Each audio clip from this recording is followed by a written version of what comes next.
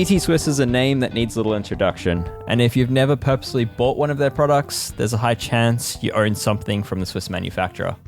For years, DT Swiss was synonymous for its spokes and Star Ratchet hubs, but recent years have seen the company truly ramp up in terms of creating alternative hub options, a massive complete wheel sets, and new takes on the humble spoke. With yet another new hub to discuss, I figured it's time for a deep dive with the company.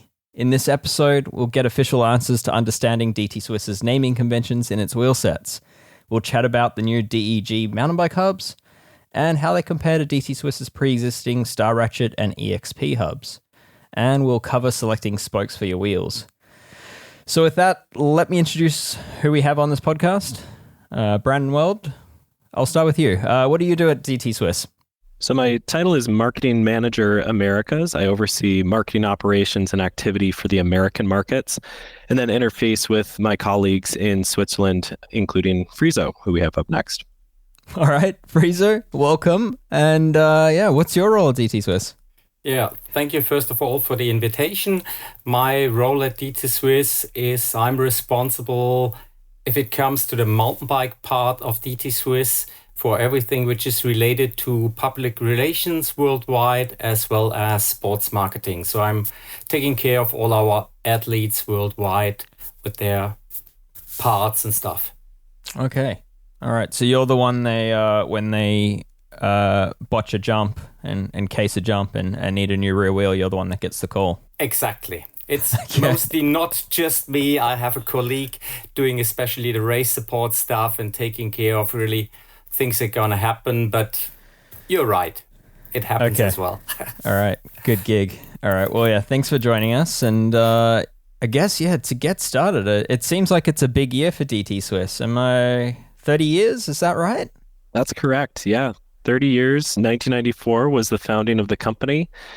So yeah, big year for us. A lot of plans in the works, not just for product, but also some commemoration of the years since 1994, the products since then.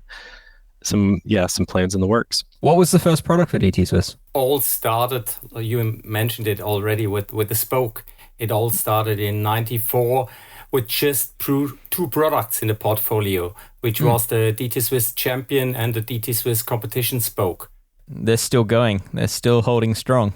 Between the two, I don't know if you know this, but is there a better seller between the Champion, which is straight gauge, and the Competition, which is double butted? What's the bigger seller in DT Swiss's history? I think if we are just talking about the numbers, it's the Champion spoke.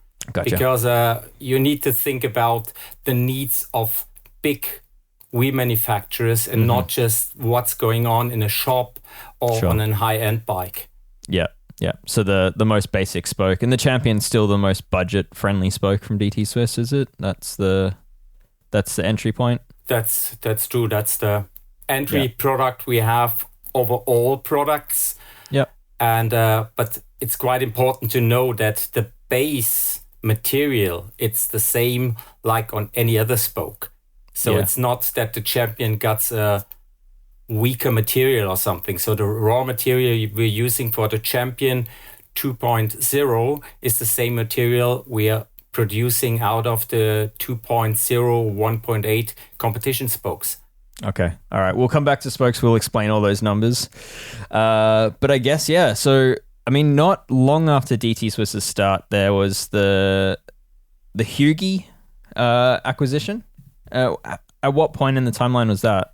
That was really from the first year already on. So production started in 95, but in 94 we started to develop the hub, being possible to produce it on an industrial level. Because back in the days when Hugi invented the Ratchet system, he sold this system to different brands. So in 94 and 95 there were different brands offering mostly the same Hugi hub.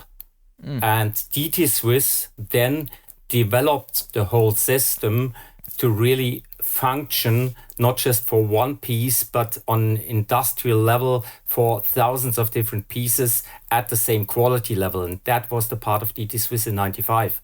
Okay. All right. And then, for those not familiar, the Hugi hub is basically what the Star Ratchet hub became. And the famous 240 hub and then the 350 hubs and the rest of that lineup. So I guess I'm setting the scene there because we're going to talk quite a bit about that system and how it's still being used. But that feels like as good of a time as any to introduce what you've been teasing for the last few months on your social media. I've noticed there's been a few clips for a while now showing a hub that looks a little bit different than the usual Star Ratchet hub, the DEG hub. Can you explain what this is and I guess why we're seeing it? Yeah, to speak to what you're describing with social media, Dave, so the one noticeable trait you may see in some of the recent social media posts is an enlarged hub shell specific to the drive side. And that is a tell for the internals of the hub system itself. So as we release this to the market, what you'll see is enlarged Star Ratchets within the hub system, which lead to lower degrees of engagement, increased points of engagement. And we specifically designed this hub based on feedback, listening to the market in North America as well as globally. Okay. All right. So DEG hub, new mountain bike hub. And I guess to highlight, like traditionally the Star Ratchet hub has held an incredible reputation for durability, but one of the complaints has been a sort of relatively low tooth count or engagement count, compared to some of the others on the market. So it used to always be 18 tooth, and then I guess 36 tooth and even 52 tooth have sort of come 54. out in 54. There you go. Have come out in recent years, and that 54 is still a little bit lower than some competing products. So how high are you getting with the new DEG hub?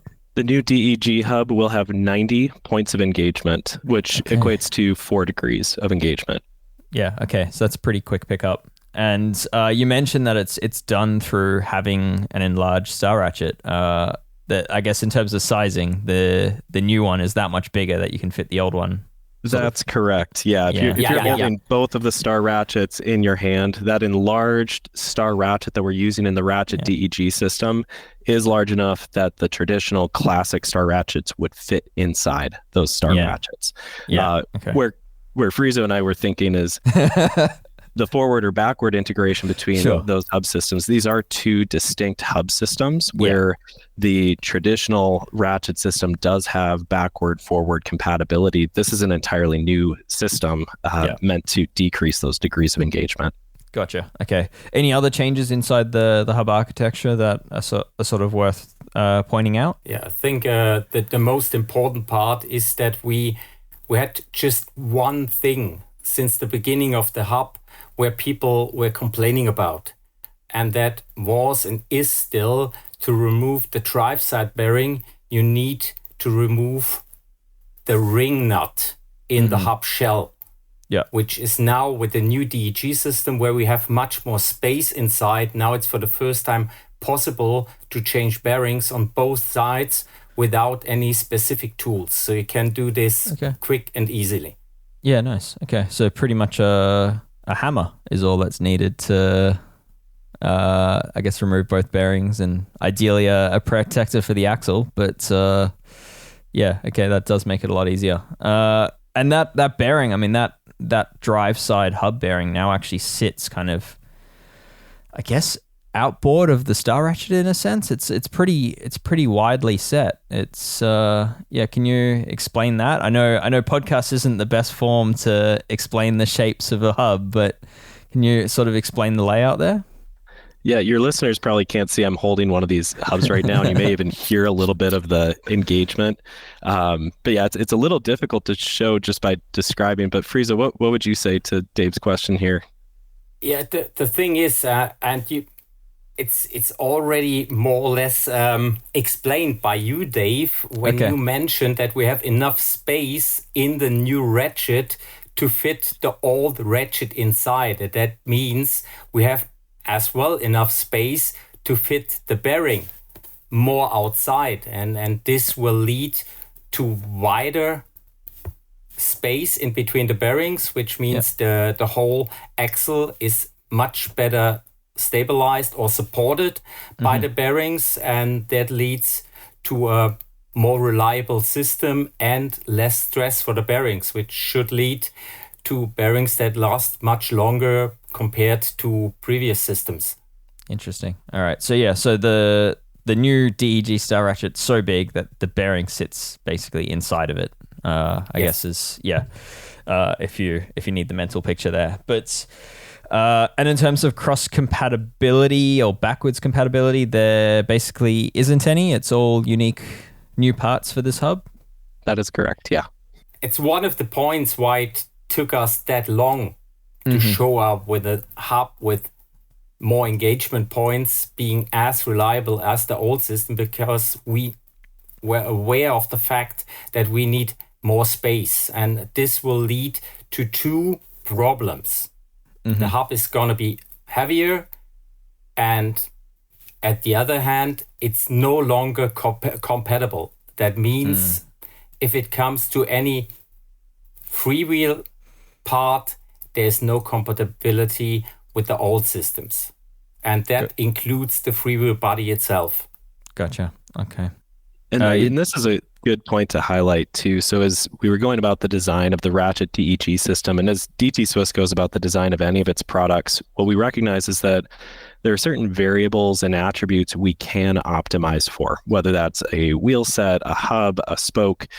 And as we go through those attributes, there are going to be certain gives and takes in the design of that product. So when it came to the design of the Ratchet DEG system and listening to the consumers that wanted to have lower degrees of engagement, higher points of engagement, we understood if we designed a system that had higher points of engagement, well, we would also want to do that in a way that was reliable.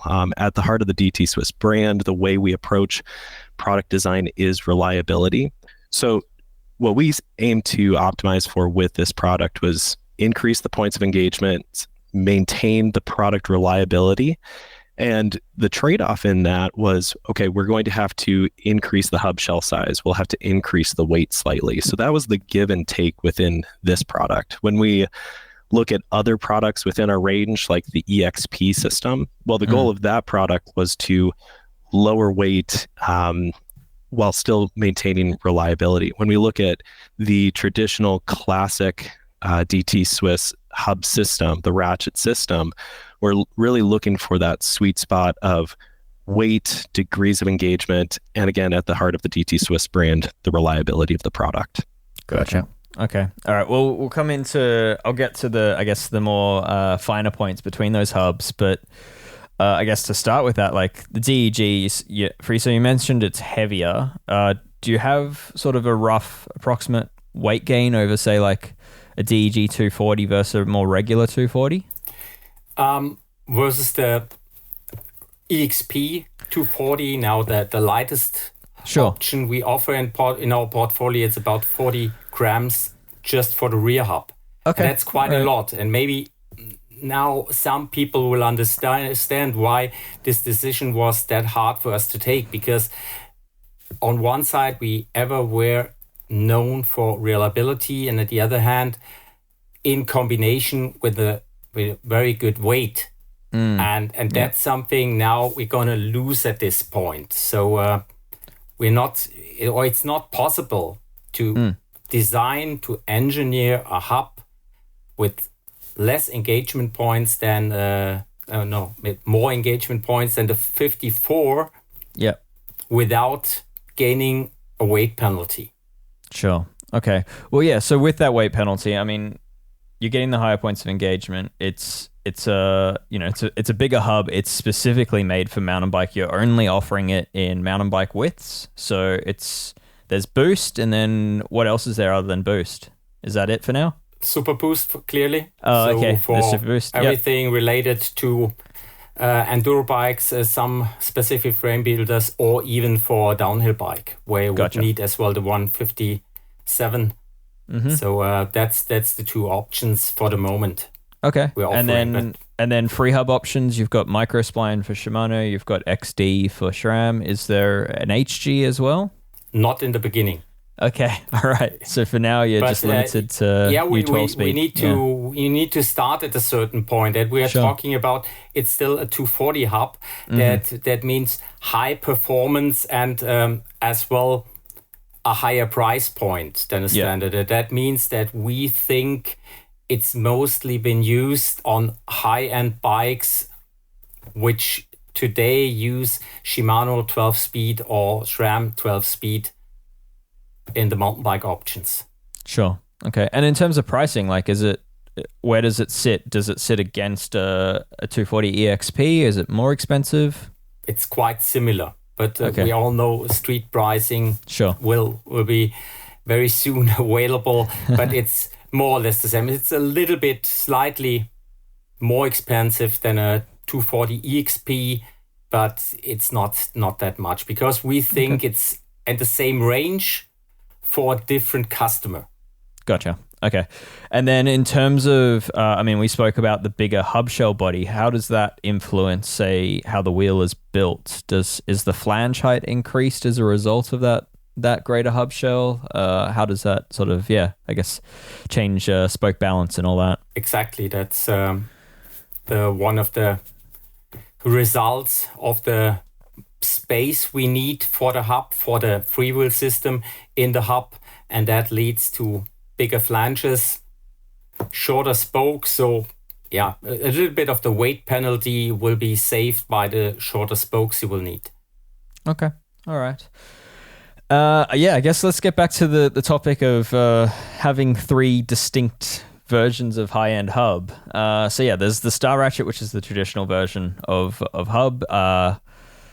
Dare I say it's become in recent years probably the most copied design in the market.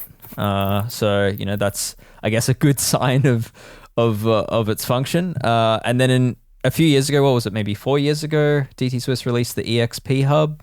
Maybe it was longer than that now, but it's 5 years already. 5. Okay. Wow. Time flies. So the EXP hub, I'll get you to explain what that is in a sec. And then we've now got the DEG hub. So, I guess let's start. Why did DT Swiss introduce the EXP hub? What was the intention there? Going back to what our intent is with any product design, we are aimed at producing reliability in all the products that we produce. At the same time, we also want to listen to what are the desires of the buyer, what are they looking to produce in their ride quality. And for some riders, that means minimizing system weight as much as possible. So the Ratchet EXP system was largely designed with the intent of serving that sort of rider, the rider that wanted to lower the system weight, but still have the reliability of a Ratchet system. So that's where the EXP idea design came from. So again, when it comes to assessing attributes, variables of the product, the two variables we wanted to optimize for with the EXP system was maintain the reliability, but also lower the system weight for the riders that are looking for a lower system weight wheel set. Okay. And so the EXP is kind of the sort of hub you'd find in high-end road wheels, gravel wheels, cross-country wheels still? Is that I'm on the right path there? Okay. You absolutely had us that the EXP is still very important to us, especially if it comes for all those weight weenies where we cannot offer the ride system, in our opinion, right now with the new DEG system. And therefore, we still would need the two of them. And the same is true, you named it already several times, with the classic Ratchet system. There are many, many people out there who still put their trust in the classic system because they know the system. They maybe have hundreds of spare parts. They have hundreds of different hubs already at home. Guilty. Maybe not hundreds, but a couple of some fans, they still have a couple of them. And the good thing is that you can interchange in between all this different stuff. So if it comes to having 3 wheel sets and changing a cassette in between 3 wheel sets, it's one of the only systems where you can do this by just swapping the whole freewheel system with the cassette to a different wheel set. And that's quite an important point from what I hear from customers all over the world every year, that they like this. They like that they know when they come to don't know where in the world you will find a shop having ratchets, having the right parts, and can help you. Yeah, it's definitely something I praise fairly commonly in reviews of when your hubs are involved. So, yeah, and Friso, you're pointing out a number of points of reliability that we really try to aim for at DT Swiss, which include not only reliability during the ride, but reliability during maintenance, reliability in that backward forward integration, reliability when you go into the bike shop, knowing that you're going to have parts available to you to service that hub. So it's not just reliability in the ride experience, it's end to end, making sure that the rider is going to have options for working with that hub over time. Sure. All right. Let's get back to that traditional Star Ratchet. I'm keen. Like, what does that look like moving forward? Is that still fully in production, and to what level is that in production at? It's still fully integrated in the whole system, because it offers the widest range on different options if it comes to points of engagement, from the very classic 18, which is no longer in serial hubs included, but there are still those people riding all around the world without having service available quickly. Yeah. And we still know the less points of engagement you have, the less service you would need, the higher the reliability. And that's something no one in the world can change. That's not just true for DT hubs. That's true for any freewheel system using ratchets or using the classic pole system. And therefore we will need this. You can use it in a motor-assisted bike. You can use it in a cross-country bike. It's a little bit heavier, yes, but for those people who said, okay, I ride really every day and I need to fix if I will change something very, very quick, it's still this system to put your trust in. Okay. All right. So yeah, so the three hubs are going to, I guess, sit alongside of each other for, into the future by the sounds of it. I guess that brings us back to the DEG hub. So you've got the key goal there was to increase those points of engagement. So, Friso, you just mentioned that their traditional hub had, 18 points of engagement for a long time, and then doubled that, and then almost doubled that again. But yeah, it's the move to 90 tooth is obviously a huge benefit, but there are lesser tooth count options for the DEG as well. Is that right? I haven't had my hands on them, but am I imagining that there's also less than 90 tooth if you want to go that way? There will be options available soon. Okay. Let's say this. That's a big, because we are known for offering what the customers want and what the market needs. Yeah. Which show at the moment, we think for those who want to have less engagement, we have the EXP, we have the classic system. Gotcha. With all these offers. So we're gonna start with the 90, and we all know that bicycling business, especially mountain biking, is developing pretty quick, and every year there's a new thing going on and so on. So there are options to adapt for sure. Okay. All right. And what would be the reason that someone would want fewer points of engagement? You sort of touched on the absolute reliability for ignoring service with the traditional Star Ratchet. Is that the answer, or is there more to it than that? That's just one. There's another one. I can tell you, I said that I'm responsible as well for our racers worldwide, and especially the demand on the downhill bike, on downhill World Cup racers. They would like to go back to the 18, which is not available on the EXP because they're using EXP hubs, and it's not available because the more engagement points, the more rear triangle or the function of the rear triangle might be affected by the rear hub. That's why systems like O-chains are showing up. And therefore, for those people, depending on their bike, depending on the rear triangle and how it works, it can be better with less engagement points than with more. Okay, let's dig into that a bit, because I guess a lot of people listening to this podcast might be more on the road side of things. But so we're talking about full suspension mountain bikes, and I guess when they're cycling through the suspension travel, there's some changes in chain tension, and that chain tension can sort of I guess work against the suspension action. So what does a higher tooth count hub do to that chain tension? There's less space or less play in the hub, depending on the angle which the hub can move forward and backwards in between no action and action. So, and that will lead to some interferences in between the systems. And that's why, for example, on the road side, which you just mentioned, we don't see that much demand or questions showing up. Oh, can we go with more engagement points? Because to them, it's just, okay, they accelerate in the beginning and then they're accelerating the whole time. And there's no full suspension, there's no action there.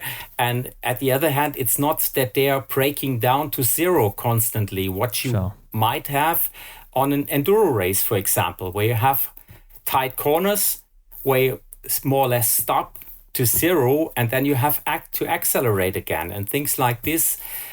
That's why we see on mountain bikes this question or the ask for more points of engagement, because you have a better reaction on what you're doing with the pedals. So the action is faster. And this will lead to better performance. Sure. But as you say, it's not the easiest of topics, because some mountain bikers, especially on longer travel mountain bikes with more chain influence in their mountain bike design, they want fewer points of engagement to allow sort of that more free floating for the chain. And am I right in thinking more cross-country riders, style riders, where they're so often on and off the pedals, they really want the highest point of engagement? Is that a decent summary, or am I missing some points there? Yeah, it's more in between. Today we see mostly it's from all mountain to enduro, where we see higher points of engagement, and on the other ends of the spectrum, cross country and downhill, where cross country is a little bit similar to the needs on a road bike, where we don't see this need or because to them, for the performance, the weight is still much more important. Gotcha. Because there every watt counts on a cross country race as well. Yeah. What about friction in, say, when you're freewheeling on these hubs? Is there a difference between these hubs here? Like, is that 90 tooth DEG hub slower than a EXP 36 tooth? What's the what's the answer there? Well, that's physics. So that's no one in the world can change this. And that's another point. If we're back on the road or the cross country side, where the coasting effect is quite important to save power in a race, which you don't see that much on an enduro bike, for example. Sure. So the friction, the more engagement points, the more friction the whole system will have. Okay. All right. So I guess the DT Swiss lineup then is, I guess, in the simpler sense, is all about choice now. For 2 decades, you had the one hub and different levels, different price point levels of that hub, whereas now there's, I guess, the range is split into 3. Speaking of those 3, there's not much, or there's no cross compatibility between the 3. Is that right? Like, so free hubs, axles, they're all specific to that specific style of hub? Mostly, yes. Not everything. For example, the end caps in between all our classic systems, beside the DG, are all the same. So you can even use an end cap from an 98, 99, 12 millimeter hub and use it still today on an EXP hub. Oh, right. Okay. So there are a couple of things, and as well, bearings, we're using mostly the same inside of all DT Swiss hubs. So it's not that complicated. And everything is still available, and I'm still happy that even when people show up on events with hubs from the late 90s, so the first hubs with steel axles, we still can service them as well, but it's a little bit more complicated, but it's still possible to service more or less any DT Swiss app. And even on a 94 Hügi, now 94 it's not possible, 95 would be possible to even put an XD driver on it. Oh wow, okay, that's there's probably not too many other hubs from nearly 30 years ago that you can say that for. I guess for people like home mechanics and even professional mechanics, how would you recommend they diagnose what style of hub they have at the moment? So I know you print the style of hub onto the free hub. Is that correct? So like if you've got an EXP, it'll actually say EXP on the free hub. If you've got a DEG, it says DEG on the free hub. What about the home user that doesn't want to take off their cassette? How could they tell what they have? It's pretty much as easy as just reading this, because I just mentioned it before. You just can pop off the whole cassette with the freewheel body, and then you take a look inside. If you have two loose ratchets, it's the classic ratchet. If you have one fixed ratchet, which is threaded in the free hub body, it's the EXP system. So it's pretty easy. Okay, and then the DEG returns to two separate ratchets, but what's the defining, other than size? Is there another defining feature there that people would know? Oh, that's a DEG. Yeah, the size of the Star Ratchets, the springs, and the tooth count. If you're just looking at the outside of the hub, outside of reading, you're going to see that enlarged hub shell on the drive side of the hub. So you would be able to tell a DEG hub versus other hubs in the DT Swiss offering based on that hub shell shape. Yeah, it's got a slightly more like squared off look behind the spoke flange, whereas the traditional hub sort of more, I guess, is more angular straight up to the hub flange. So, all right, well, let's. I think that covers the hubs. Is there anything else you feel that needs to be discussed on them, or should we move on to talking about spokes? Well, you briefly highlighted the tooth count at 90 degrees, the potential of it going lower. There might be a question too about, okay, why did it stop at 90? Are there other options beyond 90 degrees? So what we achieve with this hub is 4 degrees of engagement. And again, going back to that point of reliability, we had to ask a firm question of at what point in the points of engagement, the lower degrees of engagement, do we need to start asking questions about the reliability of the system, understanding that for every tooth that's added or every point of engagement that's added, that is going to have an impact on the system. So if you think about the design of a ratchet style hub, you've got 360 degrees to work with. You had 2 teeth. Okay, you've got 180 degrees of engagement. So you've cut it in half.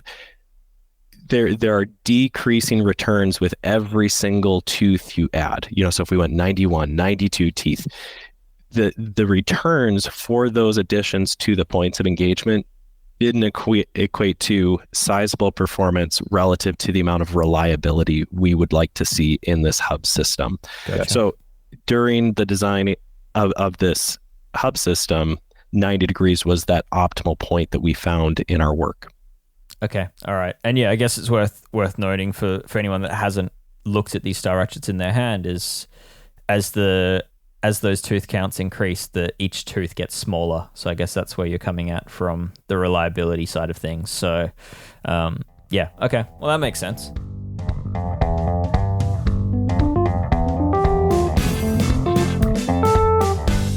All right, let's talk some spokes. DT Swiss has released some new spokes as of late. Can I get a summary of what new spokes have been added to the range lately, and I guess why?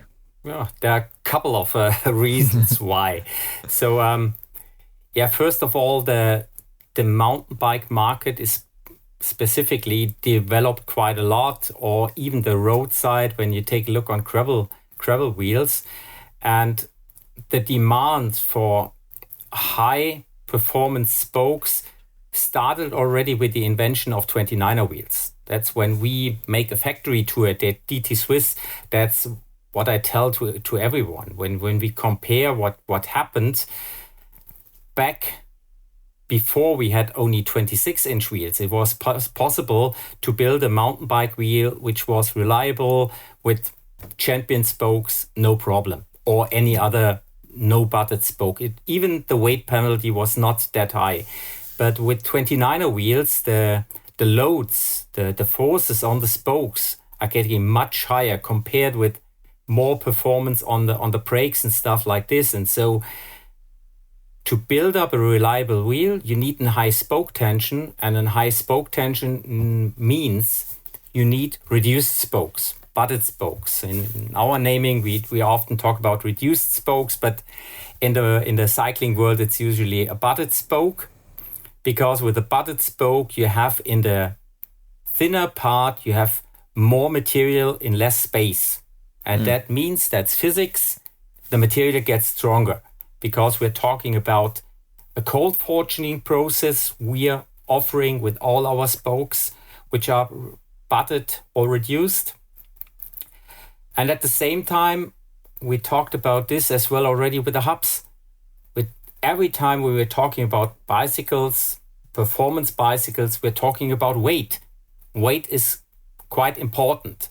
And with each forging step you put into a spoke, the spoke is getting lighter, because the raw material is getting a little bit longer every time. That's like when you're doing work in your kitchen with a dove, it's getting longer if you roll it. So we forge it, it's getting longer, but the same material from the beginning. That means it's lighter at the end and stronger at the same time. So these are points everyone is searching on a bicycle.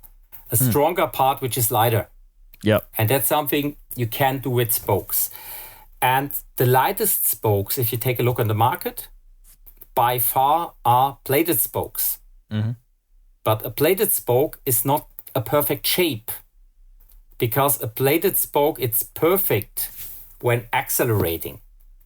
So makes sense for road cycles, makes sense for cross country, where you have lightweight users, performance bikes, even aerodynamics is quite important. But all of those wheels you're building with plated spokes are not very strong if it comes to side loads.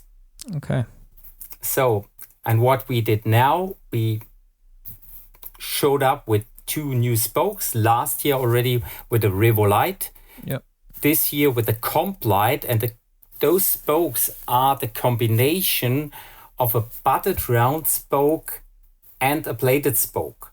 So the shape of the spoke is a mixture of plated and round. And so we combine those worlds, having an additional process to a round spoke without making it weaker if it comes to side loads. Yep. And that leads to the Complite or the high-end version, the Revolite.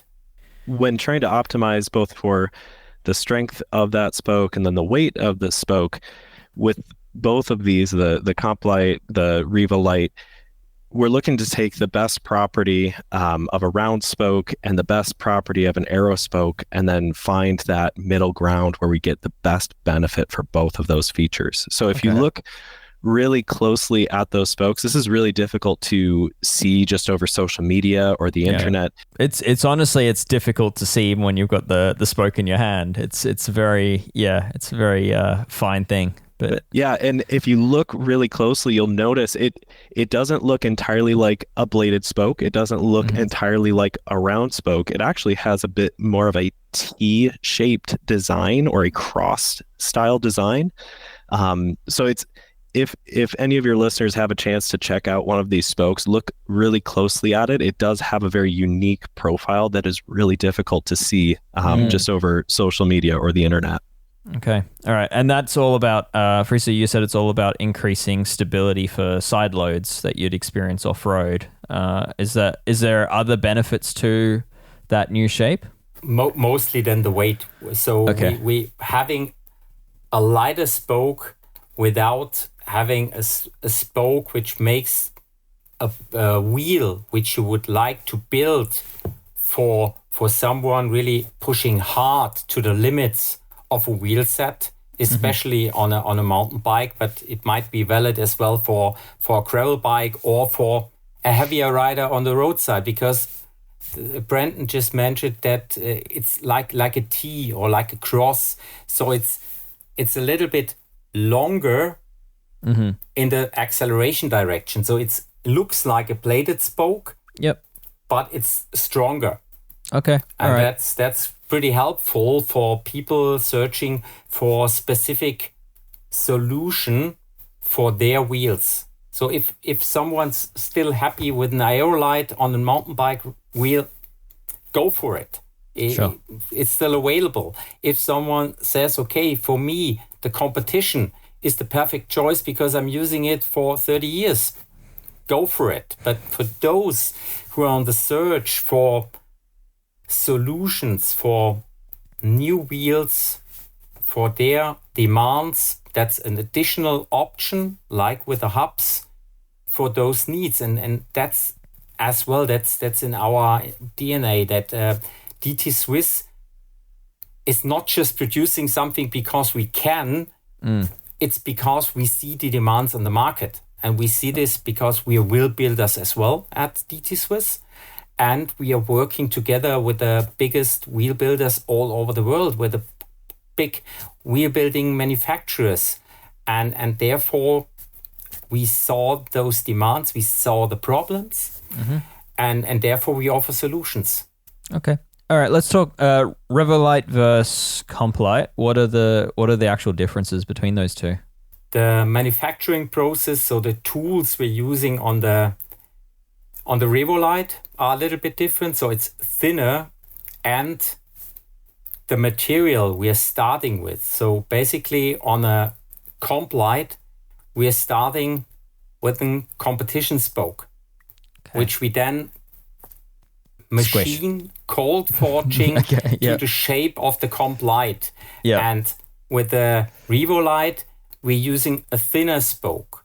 That means that's the one when you really want to save the latest grams on your wheel and building at the same time the strongest wheel. Okay. So in terms of forging there, are they going through the same number of processes? It's just Revolite is thinner, or is there additional steps with the Revolite?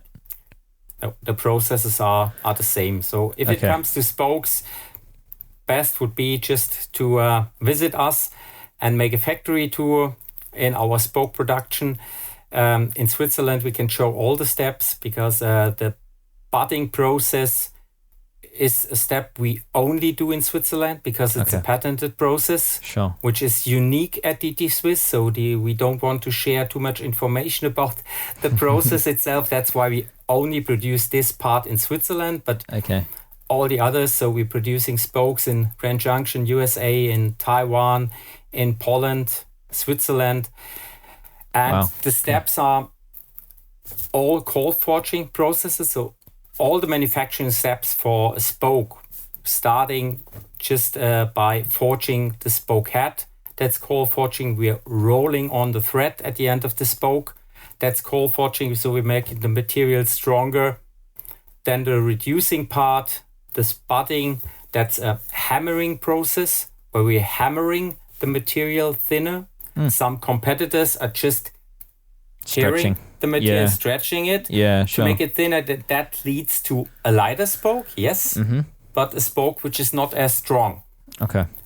And the next step or the latest step is then if it's a IO spoke or if it's the Complite, Revolite, it's the forging process where we use tools to flatten the spoke or giving it a specific shape like on the Revolite or on the Complite.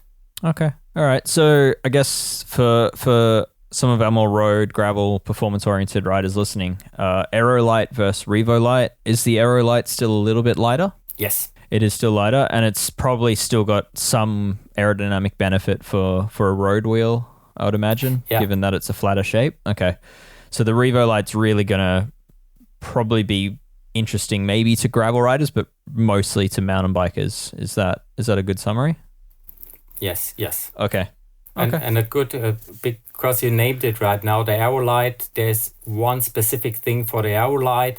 In this case, we're forging the spoke 2 times flat to make it really symmetric. So it's forged 1 time, we turn it 180 degrees, and we forge it again. And that's why the aerolite means that's really 1 step more. And that's the reason why it's the most expensive spoke in our lineup. Gotcha. So Revolite sort of slots in underneath the aerolite and price point. Yeah. Okay. All right. Interesting. All right. I guess on the topic of spokes, I mean, we started this podcast talking about 2.0, 1.8. Can you give a basic introduction to gauges of spokes and what those numbers refer to? Okay.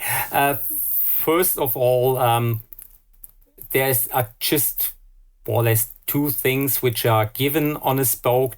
Those are the specific threads. So we have 1.8 or 2.0 millimeter threads on any spoke on the market on regular bicycles. There are some different stories, but it's 95% of the market. It's 2.0, 1.8. So that means those dimensions at the end of the spokes are given for building wheels. But all the other parts you can specify by your own. That means you can make them thinner, you can make them bigger, you can make them or give them a specific shape to be more aerodynamic. Those are the most important points. And butted spoke, that's if it comes to performance wheels, performance bicycles, not just mountain bikes, road bikes, that the same is true for high-end city bikes, trekking bikes, things like this. That means you're using butted spokes to make the wheel stronger. Because when the material is stronger, you can put higher tension on the spoke.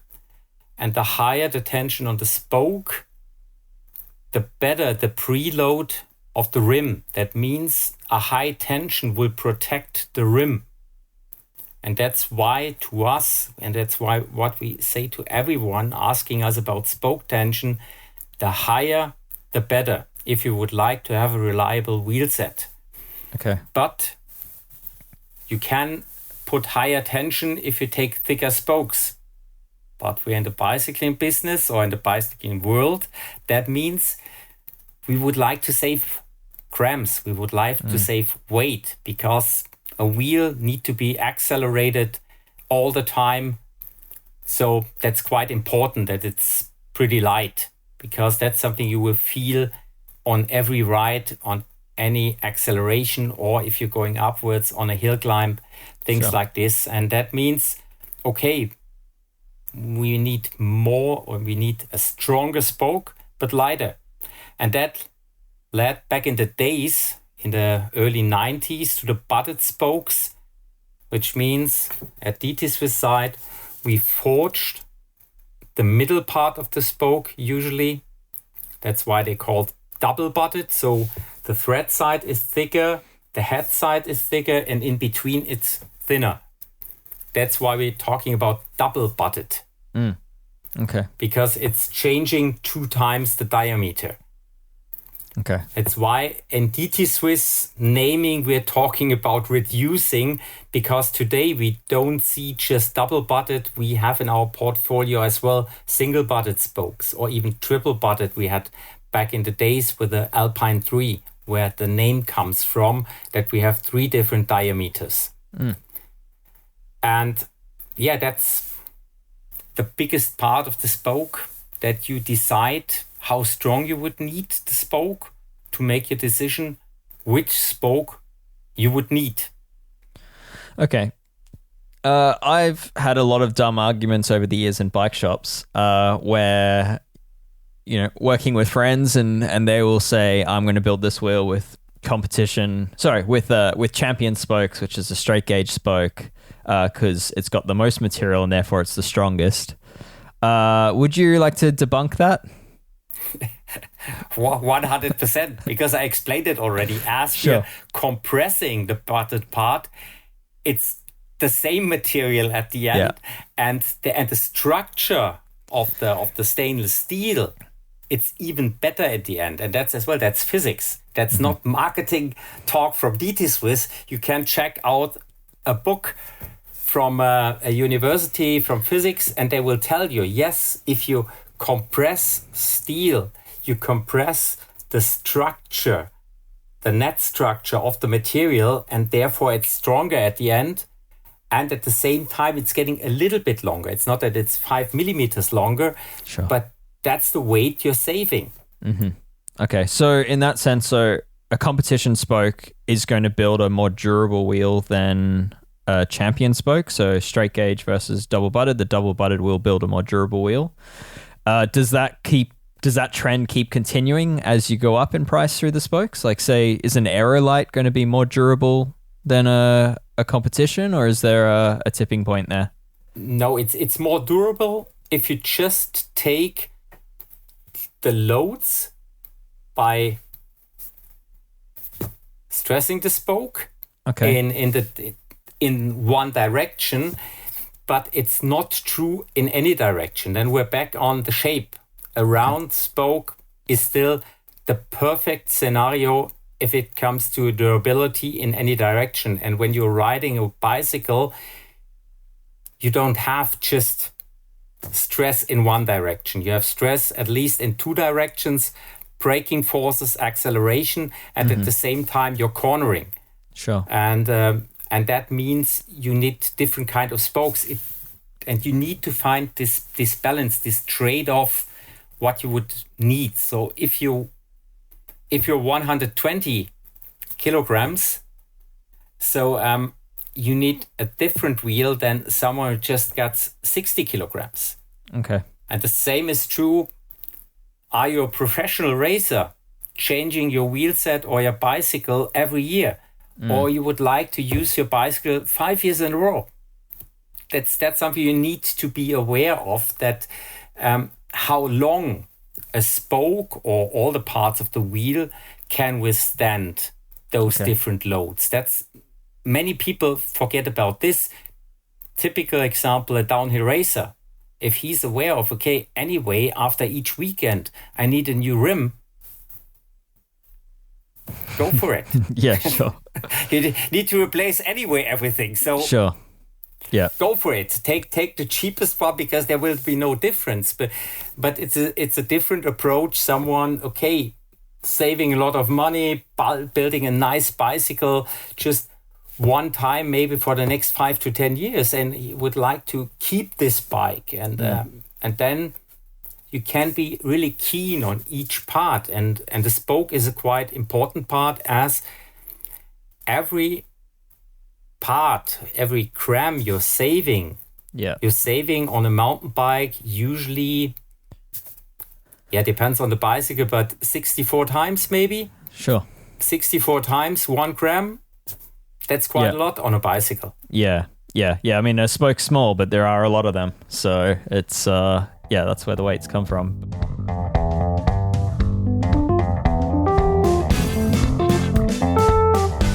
I'd like to play a quick game, which is recommend that spoke. It's a fun game. I can't say I've played it too often, but let's just say, could you give me specific suggestions for a style of rider for where certain spokes make the most sense? So, like, let's say cross-country racer, top end of the sport. What spoke are you recommending to them? Top end of the spoke. Front wheel, Aerolite. Okay. Rear wheel, Aerocomp, Aerolite. Aerocomp on the drive side for better acceleration, because it's a little bit stronger even on the acceleration side. That would be, in my opinion, the perfect choice. Interesting. Okay. And downhiller? Let's not say professional downhiller. Let's say an amateur downhiller that can't afford new wheels every practice run. Competition. Okay. Clearly. Okay. And fast answer. You see, I don't need to think about it. Competition. And is that just a price point versus strength equation that you're saying that, or is there? Yes, they're more to it. As well as saving material, saving money. It's not all the time just buying the best possible because I can. That's sure. not my thinking, and that's when people are asking me on events which wheel set they should buy. I tell them, okay, let's talk about yourself, and then I see what might be the best for you, and mostly I never tell them, okay, go for the highest price point.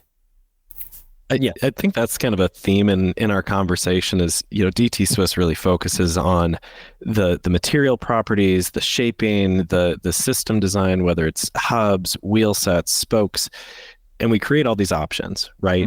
But it really comes down to the rider and asking some specific questions about what are your goals in the sport? What sort of riding are you doing? What sort of properties need to be met by the components within that system of the wheel? If I'm speaking with someone like Ronan, I listen to the Performance Process podcast. What he's looking to do when he's out time trialing or in a road race is he's looking to optimize for rotational drag, translational drag, weight, all of these factors. And he has to ask questions to the effect of, in order to optimize for those things, what components best meet those needs? And for DT Swiss, we're also asking, okay, how do we need to design those components to best meet those needs? And that's where you get a product like the Aerolite, which has that bladed spoke pattern. It optimizes for rotational drag, translational drag, while also being extremely light within the total system of the wheel. So again, DT Swiss, we're going to focus on the materials, the system, the design to create these options. But to Friso's point, when he's at an event and someone asks, well, what's best for me? Friso's going to turn and say, well, let's talk about you. Let's talk about the sort of riding you're doing or the goals that you have, the sort of bike that you're riding. And those questions lead to, here's what would then be best. Gotcha. Okay. Just to continue on that game then, a tourer or someone doing bike packing, what's where durability matters, say they're going to be going into rural areas with no access for service, what's the spoke of choice for that? It can be still the competition, depends on the rider weight and how his availability, how his technical skills are. That's the right word, sorry for this. But usually I would go for an alpine spoke. Okay. And that's a really thick head on that one, isn't it? Yeah. It's really thick, so that means it sits as well a little bit better in the hub, for example. So if you're losing spoke tension, there's not that much movement, because movement in the whole system will lead to failure. And that's as well one of the reasons why double-butted spokes, because a double-butted spoke compared to a champion spoke from DT Swiss is the double-butted can act a little bit like a spring or like a rubber band. Sure. And that's what happens. And that's as well, many people think about, that's everything is strong. No, it's not. When you're riding a bicycle and take a look on the wheel, when you would be able to see the movement of the wheel. Yeah. You will see how many stress there will be. And that means the less movement, the less stress, and this will lead to reliability of any product. Okay. All right. I guess, on that game, we know Aerolite's a recommendation for a road rider seeking aerodynamics. But what about a gravel racer? What spoke would you be recommending they build a race wheel set with? Is it also Aerolite? Well, there are different sorts of riders even within gravel. Sure. So you have people at the pointy end of the race. You have people that are maybe a little more adventure oriented. And with that, that's where you may have someone that still wants to have that aerodynamic benefit. They still want that Aerolite. You may have someone, to your point earlier, that wants to maximize for weight and the strength and durability, where the Revolite could be a really good option as well. Okay. All right. Well, lots of spokes. One thing on my mind, on the topic of picking spokes, and this is obviously going to sway what hub you pick as well, but straight pull versus J-bend. I mean, this is just a very common question, and we actually, correct me if I'm wrong, but I think in the market we're seeing somewhat of a return to J-bend from some manufacturers. But yeah, what's the difference here? Can you explain? I guess to start with, can you explain straight pull versus J-bend, and then what are the advantages and disadvantages of each? Do we have another day? Sorry. No, it's really that's. I waited for this question because that's a typical one. I was confronted with this for years at DT Swiss now, and some answers I gave already before, and it starts, for example, with things like movement, spoke tension. When you're it's easier to build a wheel with a classic hub, because even a bad wheel build would work or will work, because as with the head being around the flange of the hub, there's already not that much movement on that point, even with less spoke tension. So that's as well one of the reasons why we see, especially if it comes to gravity riding, quite a lot of classic builds. Yeah, because which is a J-bend hub.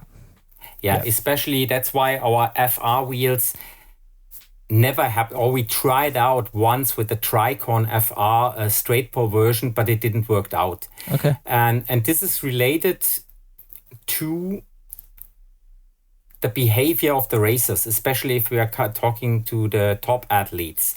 They playing around with spoke tension quite a lot, but they don't need to pay for the wheels. So if the rim is destroyed after one run and they win the race, they reach their goal. Go to DT Swiss, got a new rim, easy. So it will help us to make the wheels stronger, even with their specific needs. And that's as well something Brandon mentioned already quite a lot. Some decisions are related to needs of customers, or most of them, we could say. At the other hand, if it comes to straight pull, there are quite a lot of points. First of all, you can build up the wheel lighter. That's why we see it a lot on the roadside. We see this on mountain bikes, on cross-country races bikes, because the spoke is a little bit shorter. At the same time, you can design the products to fit much better. So the direction of the spoke from the hub is really straight. There's no additional bend in the way from the hub to the rim. So you can adapt much better the stresses in the whole system. But the wheel build, like I mentioned in the beginning, is much more important, because a straight pull wheel with a low spoke tension is not going to work.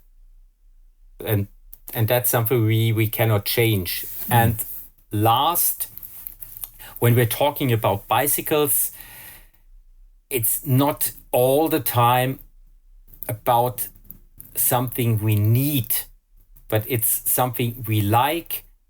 We like the look, we like the design, and with a straight pull hub, you're much more open to design a hub specifically to a specific look or fit to a modern bike. So things like this are as well very important, especially when we're talking about bicycles where you can see DT Swiss products.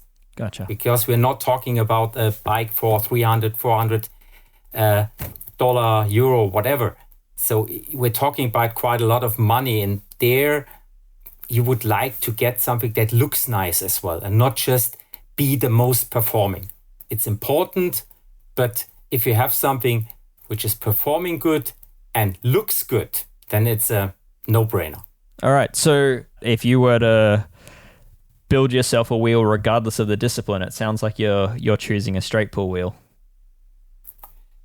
No. Oh, okay. I need to be honest. All right. I need to be honest. Okay, be honest because I like the challenge, and the challenge on a classic hub. Because then you can decide by yourself how much crosses and things like this. Sure. That's all decided by a straight pull. Okay, yeah. And that's why I and we at DT Swiss, we still love J-band hubs, and that's why we offer both options for mostly all of our hubs. Because, for example, again, the lightweight racer, go for a 2-cross front wheel. Why not? That's not possible with a straight pull hub. Sure. It's decided by the designer of the hub which kind of wheel build you're doing. Yeah. So it's very easy. If you would like to build your first wheel as a beginner, start with a straight pull. But the challenge and the options, even changing on one side double cross, other side three times cross, things like this, so many options. And that's why we still see especially wheel builders using mostly J-band hubs, because they have this direct contact, they have this interaction with their customers and see, okay, what are their needs? What are the specific wheel build they would suit them best? Okay. Yeah. All right. That was not the answer I had expected from you, but there you go. Very interesting. All right. I think it's time. Let's start wrapping up. But before we do, I have on the Geek Warning podcast, I think on 2 separate occasions tried to explain DT Swiss's naming conventions in their wheel sets. I think the first time might have just been me complaining that I was confused, and then the second time I tried to explain it. But while you're here, I might just get you to explain it. So for someone looking at the wheel set lineup, I would like to cover road and mountain bike here, but yeah, can you explain the various different names and yeah, basically how people know what wheel set is what? Yeah, we'll give a good attempt here. So with the wheel naming conventions, there are essentially 3 components of the name. You'll see letters, followed by numbers, followed by a word. And the letters up front are going to indicate the level and material of the rim. So, for example, an XRC wheel set, that's going to be a cross-country wheel set made with carbon. That's what that C stands for. If you see 3 letters up front, that's going to indicate a high-end carbon wheel set. If you see 2 letters, so for example, the AR 1600, that is going to indicate a welded aluminum alloy wheel set. And then if you see 1 letter, you are working with an alloy sleeved wheel set, by and large. So the letters up front, that indicates the rim material, the level, etc. The numbers in the middle of the naming convention, that's going to speak to the hub level or the hub featured within that wheel set.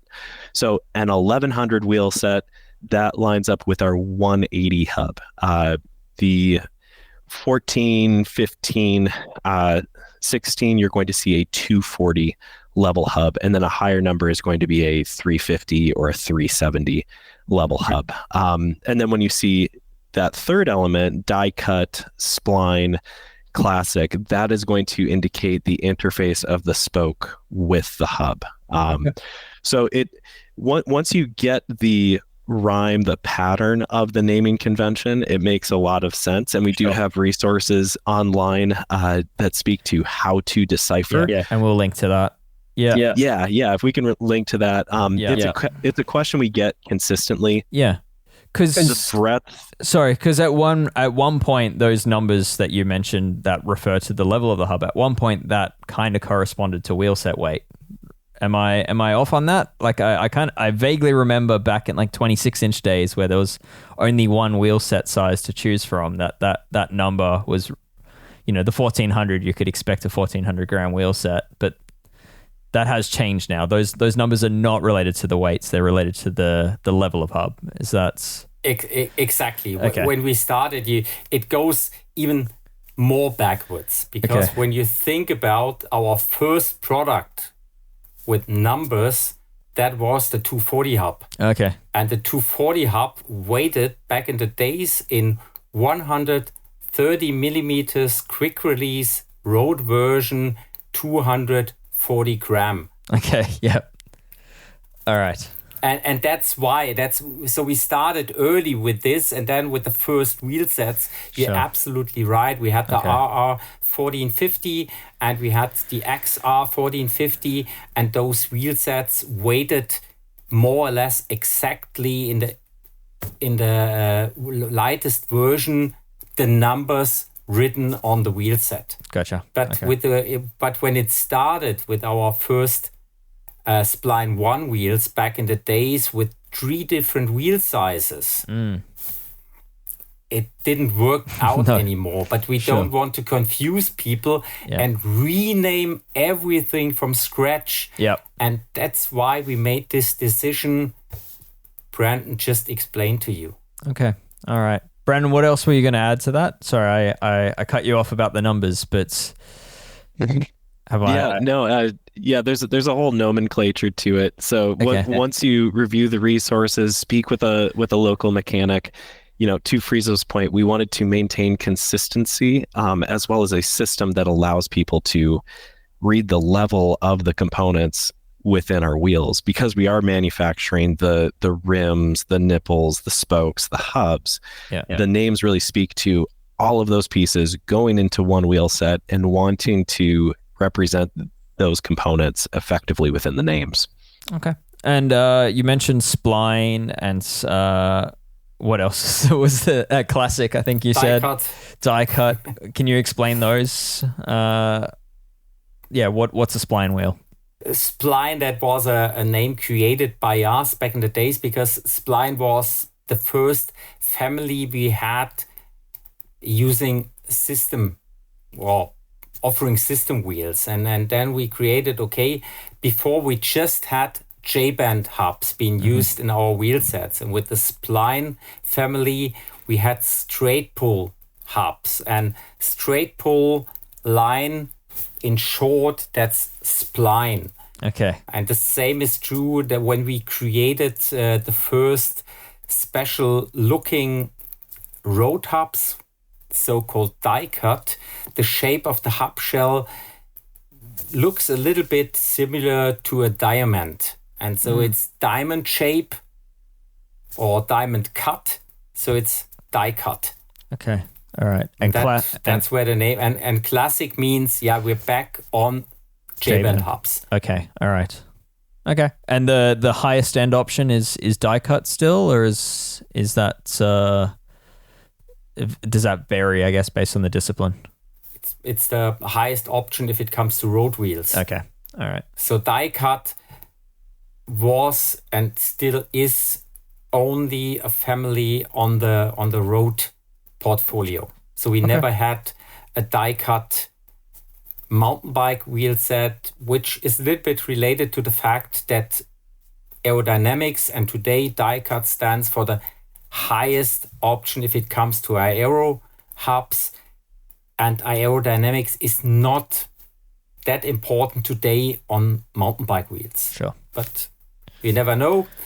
I know that there are some things are going on in the development parts of any bicycle manufacturer. So maybe this is going to change in the future. Aerodynamics has been the next big thing for mountain bikes for 20 years now.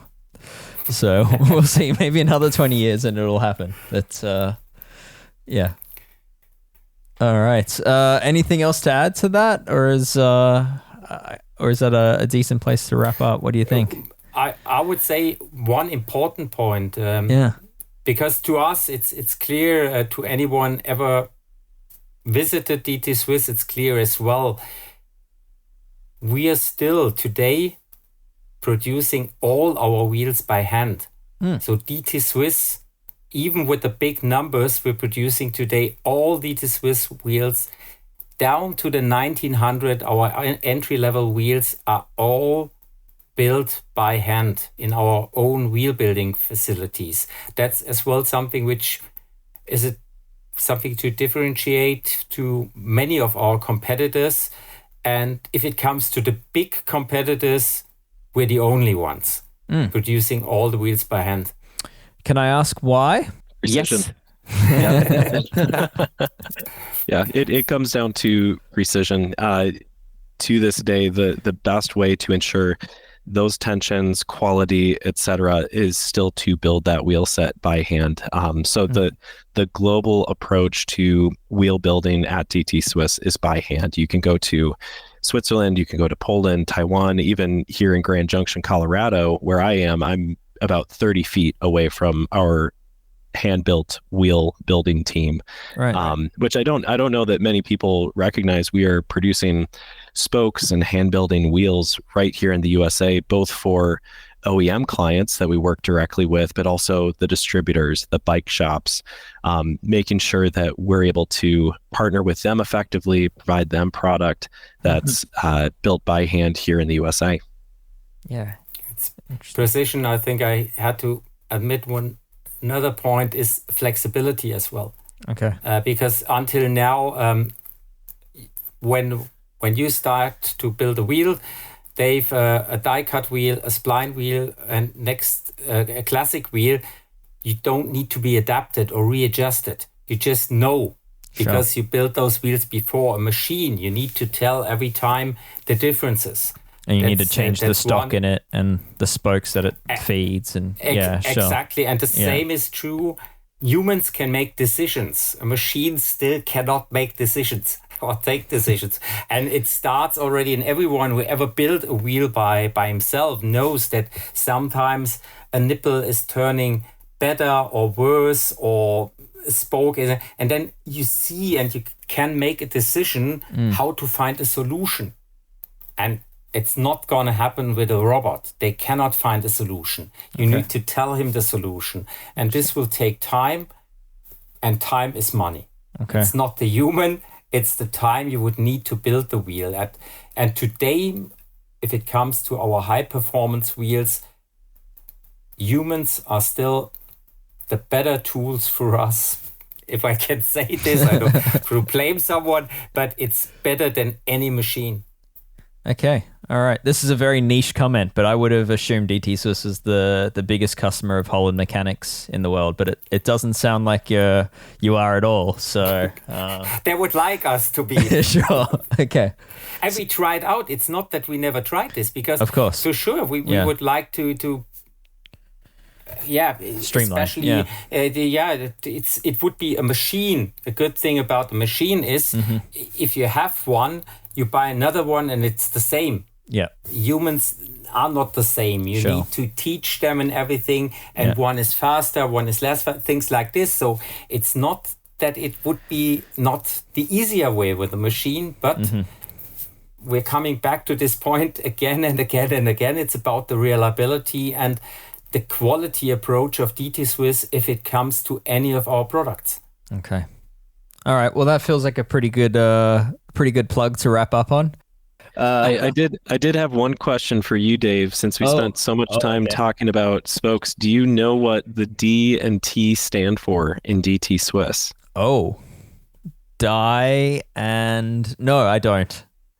Yeah, I'm going to butcher the pronunciation. Friso's going to correct me on it, but it's two words, one in German, one in French. We have Drahtwerke and Tréfilerie, both of which mean wireworks. So wireworks Swiss. And again, speaking to the heart of the company, the founding of the company, we came out of spoke production, went into hub production, eventually system wheels, suspension, all sorts of components. But the founding of the company was in spokes, and we really speak to that with the name in Drahtwerke and Tréfilerie. All right, there you go. I didn't know that, and admittedly, I used to work for a DT Swiss distributor, so and I still didn't know that. So there you go. All right. Yeah, and why the two words? It's because the region where we're based, with the headquarter in Switzerland, it's a bilingual region where people are used to speak German and French at the same. So it's the same. So even the newspaper the weekly newspaper from the town, it's written in German and in French. Okay. So it depends on how you start a conversation with people in town. If you start in French, you will get your answer in French. If you start in German, you will get your answer in German. So, okay. It unfortunately sounds like I'm not starting a conversation there. So, yeah, I think English will mostly work, even when we're not very touristic here, which is good for us. So we have the trails for us, or even the roads, so road cycling, mountain biking. We have a perfect region here, really testing everything.